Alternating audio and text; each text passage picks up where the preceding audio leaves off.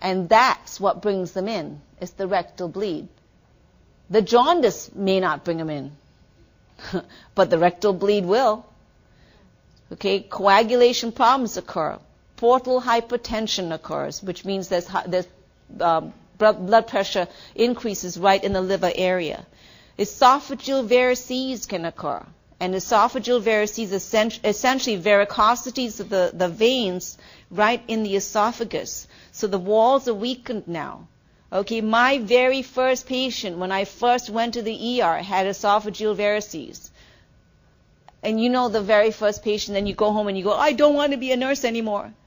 Okay, my very first patient, I'm given this area in the ER. I'm so excited because I've always wanted to be an ER nurse. So I went from, student nurse to nurse on the floor to ICU, and now I finally got my goal. I am now in the ER. I am an ER nurse. I am a real nurse now. My very first patient that they gave, yes, my very first patient, they said to me, this is a frequent flyer and she's an alcoholic, she drinks a lot, okay? Came in, I walked into the room to take care of her. Her esophageal varices ruptured. And you talk about Mount Vesuvius, blood right out of her mouth, on the walls, on the ceilings, on the floor, on the stretcher, on me, everywhere. There was blood. I was covered in blood from head to toe. Okay, esophageal varices ruptured. This is when I go, I was just kidding. I really don't want to be a nurse.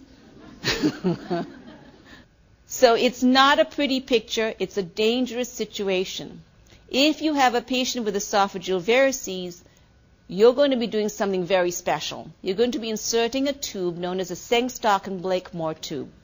Okay, this Sengstock and Blakemore tube essentially has a balloon in certain areas, and what you do is you drop it to the area where there is the varices. You inflate the balloon, and it causes pressure, okay, on that site to stop the bleeding. The other thing that you can do with the Sengstock and Blakemore is you can dump iced saline down into the stomach to stop whatever bleeds also. All right? The problem is that, of course, you're dumping this ice stuff and you're inflating this esophagus. You may cause the person to go into shock. So you've got to watch for signs and symptoms of shock and hypothermia.